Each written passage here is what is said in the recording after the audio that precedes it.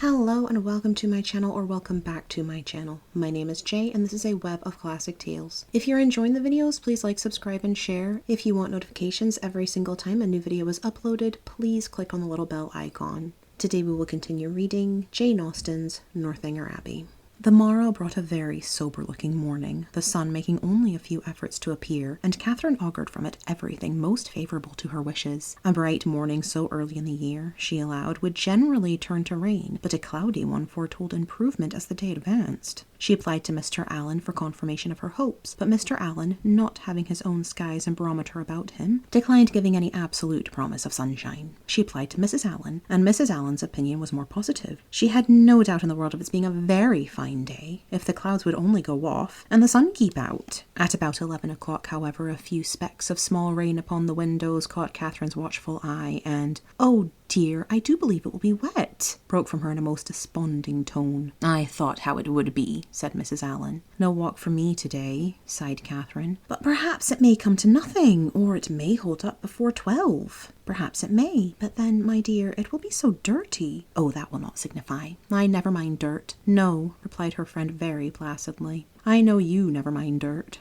After a short pause, "It comes on faster and faster," said Catherine as she stood watching at a window. "So it does indeed. If it keeps raining, the streets will be very wet." "There are 4 umbrellas up already. How I hate the sight of an umbrella. They are disagreeable things to carry. I would much rather take a chair at any time." "It was such a nice-looking morning. I felt so convinced it would be dry." "Anybody would have thought so indeed. There will be very few people in the pump room if it rains all the morning. I hope Mr. Allen will put on his great coat when he goes, but I dare say he will not, for he had rather do anything in the world than walk out in a great coat. I wonder he should dislike it. It must be so comfortable." The rain continued, fast, though not heavy. Catherine went every 5 minutes to the clock, threatening on each return that, if it still kept on raining for another 5 minutes, she would give up the matter as hopeless. The clock struck 12, and it still rained. "You will not be able to go, my dear."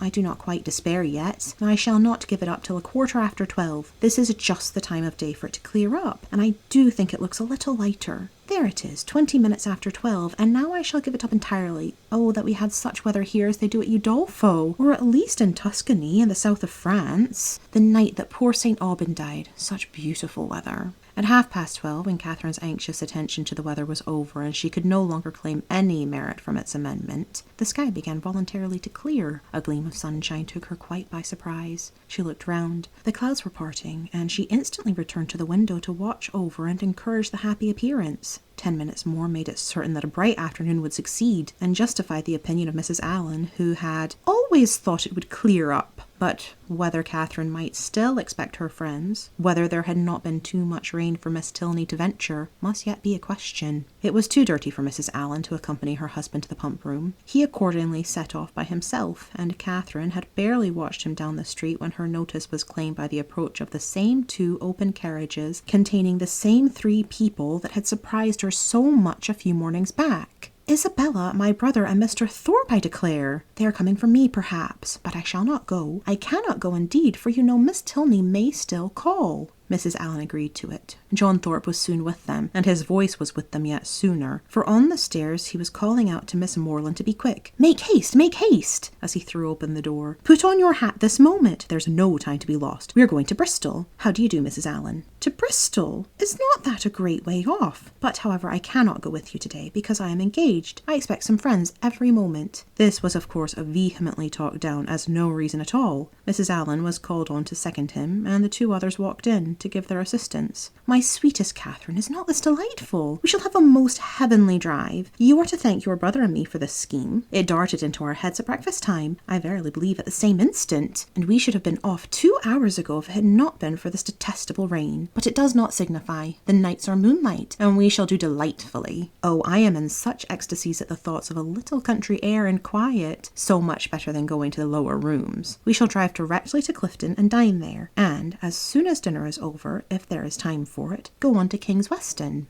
"I doubt our being able to do so much," said Morland. "You croaking fellow," cried Thorpe. "We shall be able to do 10 times more. King's Weston, aye, and Blaise Castle too, and anything else we can hear of. But here is your sister says she will not go." Blaise Castle! Cried Catherine. What is that? The finest place in England, worth going 50 miles at any time to see. What, is it really a castle? An old castle? The oldest in the kingdom. But is it like what one reads of? Exactly the very same. But now, really, are there towers and long galleries? By dozens.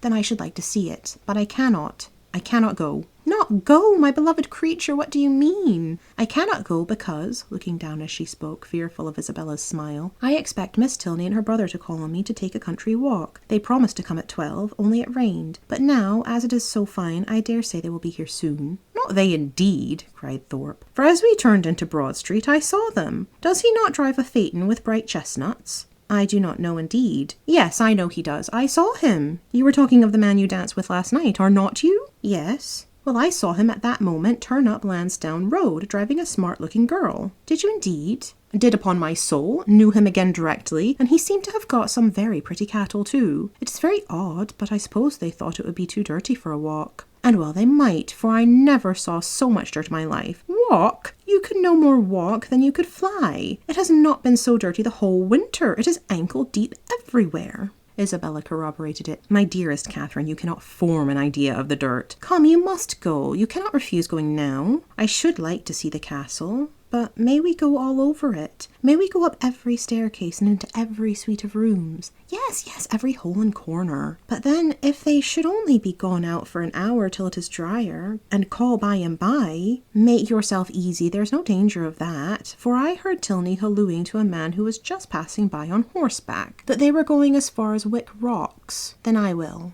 Shall I go, Mrs. Allen? Just as you please, my dear.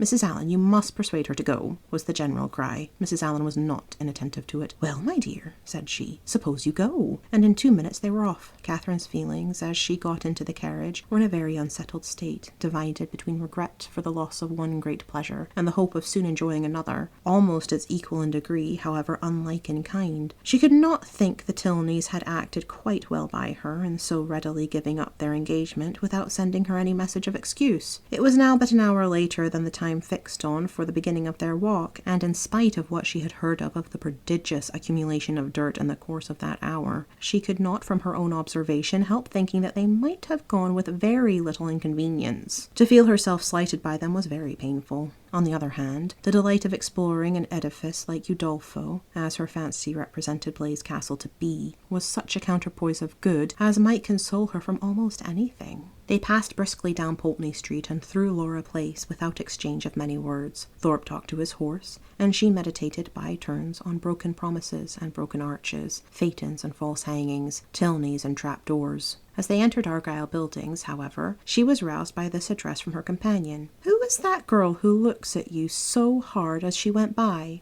Who? Where? On the right-hand pavement. She must be almost out of sight now. Catherine looked round and saw Miss Tilney leaning on her brother's arm. Walking slowly down the street, she saw them both looking back at her. Stop, stop, Mr. Thorpe, she impatiently cried. It is Miss Tilney, it is indeed. How could you tell me they were gone? Stop, stop, I will get out this moment and go to them. But to what purpose did she speak? Thorpe only lashed his horse into a brisker trot. The Tilneys, who had soon ceased to look after her, were in a moment out of sight round the corner of Laura Place, and in another moment she was herself whisked into the market-place. Still, however, and during the length of another street, she entreated him to stop. Pray, pray, stop, Mr. Thorpe. I cannot go on. I will not go on. I must go back to Miss Tilney. But Mr. Thorpe only laughed, smacked his whip, encouraged his horse, made odd noises, and drove on, and Catherine, angry and vexed as she was, having no power of getting away, was obliged to give up the point and submit. Her reproaches, however, were not spared. How could you deceive me so, Mr. Thorpe? How could you say that you saw them driving up the Lansdowne Road? I would not have had it happen so for the world. They must think it so strange, so rude of me, to go by them, too, without saying a word. You do not know how vexed I am. I shall have no pleasure at Clifton, nor in anything else. I had rather, 10,000 times rather, get out now and walk back to them. How could you say you saw them driving out in a phaeton? Thorpe defended himself very stoutly, declared he had never seen two men so much alike in his life, and would hardly give up the point of its having been Tilney himself. Their drive, even when this subject was over, was not likely to be very agreeable. Catherine's complacence was no longer what it had been in their former airing. She listened reluctantly, and her replies were short. Blaise Castle remained her only comfort. Towards that she still looked at intervals with pleasure. though rather than be disappointed of the promised walk, and especially rather than be thought ill of by the Tilneys, she would willingly have given up all the happiness which its walls could supply, the happiness of a progress through a long suite of lofty rooms, exhibiting the remains of magnificent furniture, though now for many years deserted, the happiness of being stopped in their way along narrow winding vaults by a low grated door, or even of having their lamp, their only lamp, extinguished by a sudden gust of wind, and of being left in total darkness. In the meanwhile, they proceeded on their journey without any mischance, and were within view of the town of Keynsham, when a halloo from Moreland, who was behind them, made his friend pull up to know what was the matter. The others then came close enough for conversation, and Moreland said, "We had better go back, Thorpe. It is too late to go on today. Your sister thinks so as well. We have been exactly an hour coming from Tilneys Street, very little more than 7 miles, and I suppose we have at least 8 more to go. It will never do. We set out a great deal too late. We had much better put it off till another day and turn round." "It is all one to me," replied Thorpe rather angrily, and instantly turning his horse, they were on their way back to Bath.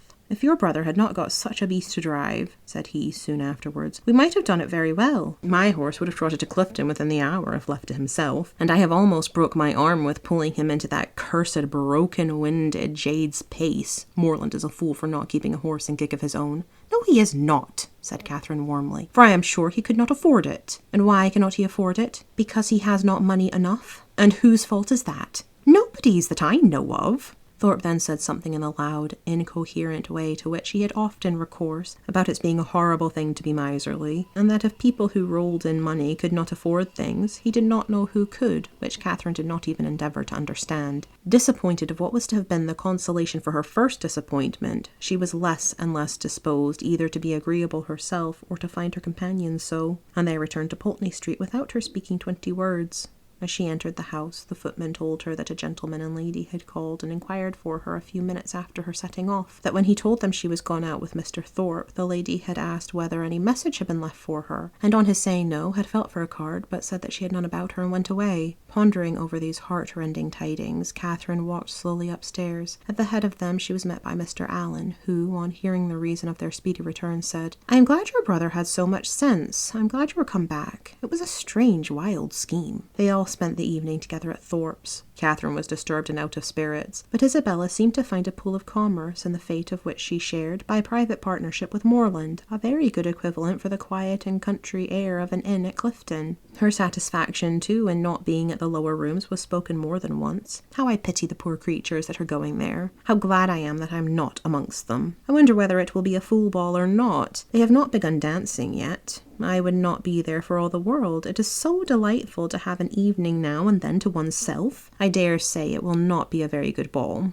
I know the Mitchells will not be there. I am sure I pity everybody that is. But I dare say, Mr. Moreland, you long to be at it, don't you?"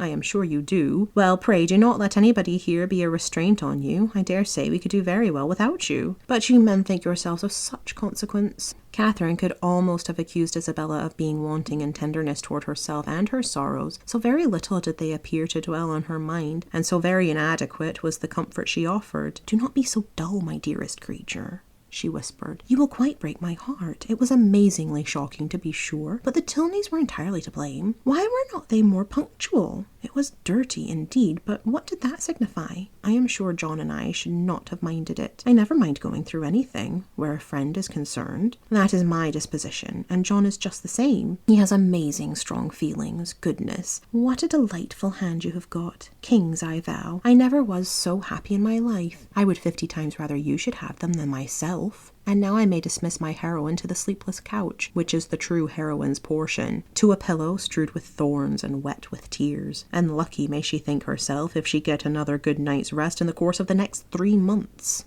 Thank you for listening. This has been Jane Austen's Northanger Abbey, Chapter 11. I've been Jay. This has been a web of classic tales. Please like, subscribe, and share. Click the bell icon for notifications. I hope you're having a fantastic day. Have a nice life, and I'll see you next time.